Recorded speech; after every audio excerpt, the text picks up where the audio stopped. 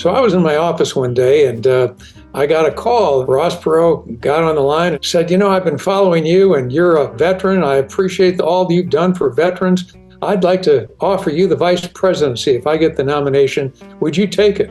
There was this long pregnant pause for a while. He said, Tom, this is Cappy. Somehow Lloyd Benson found out about it and he told the entire caucus, and I had to live with that story for several days, that I was prepared to accept Ross Perot's vice presidential nomination. I will never forgive Cappy for doing that. One of the things that he has done that is so impressive is work as a co-founder, co-creator, and executive producer of the Kennedy Center Mark Twain Prize for American Humor. We were talking about the Kennedy Center one day, and he said, I could contribute something there if we could make that work. And so I called President Clinton. I said, I've got the ideal person for the board for you. His name was Cappy McGarr. President Clinton immediately agreed, invited him to become a Kennedy Center board member. Then the remarkable thing is that President Obama went on and did exactly the same thing, making Cappy one of the very few people in the country to serve and be appointed by two presidents. And they have honored incredible legendary comics. People like Eddie Murphy, Tina Fey, Carol Burnett, Will Ferrell, the list goes on and on. I think born out of the success of the Mark Twain Prize, that we really needed another one and name it after Gershwin, one of the great American composers. Who's actually contributed to the music that has gone into our hearts and into our soul? They have honored musicians such as Stevie Wonder, Carole King, and Paul McCartney. And there is Cappy hosting these luminaries at the White House. He gave me the honor of writing the foreword for his memoir. And the memoir is modestly titled, The Man Who Made Mark Twain Famous. I was not given fact-checking privileges, so I can't speak to the truth of the title or to all of the content.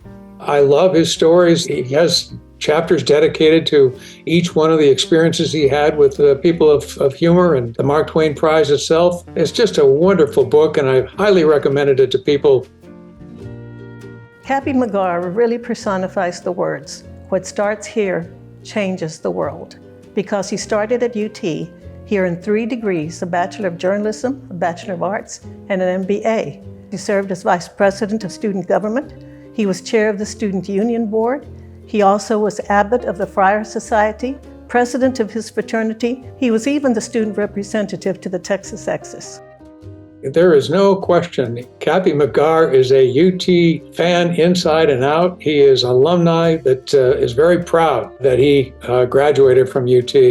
He and Janie both have made that very clear to us for 40 years. And what he did is excel in work such as serving on the executive committee of the Development Board, then chairing the Development Board, serving on the executive committee of the Commission on 125, and chairing the committee on the undergraduate experience. He also was a co-founder of the UT program for sports and media. Cappy and I have served on the LBJ Foundation for many years. He is really one of the most dedicated members of the foundation board.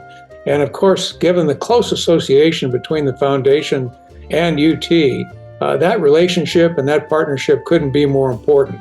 I know the fact that he was an aide to LBJ. He never lets me forget, and we've continued against all odds, a Texan and a New Englander, to be friends for many, many decades now. And I know Cappy best from his relationship of serving on the board of the Better Angels Society, which is a group that I created and continues to serve on that board for years and years and years.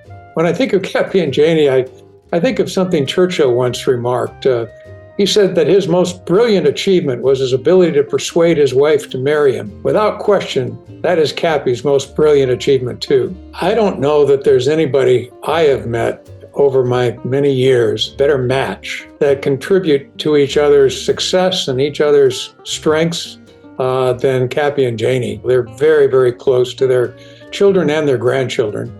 Family's everything. He would do anything for his wife, anything for his daughters.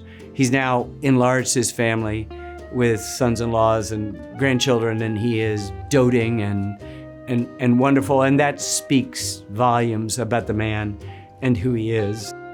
I count that friendship as one of the best in my life. I've always believed that life has no blessing like that of a good friend. And I've never had a more loyal, more dedicated, more generous friend than Cappy McGarr. And for that, it's been a life blessing that I treasure every day. Cappy, congratulations on being named a University of Texas Distinguished Alumnus. Some of the most memorable performances of my career have been on stage at the Kennedy Center and in the White House in shows you've produced. Beyond all that, I'm proud to call you a friend.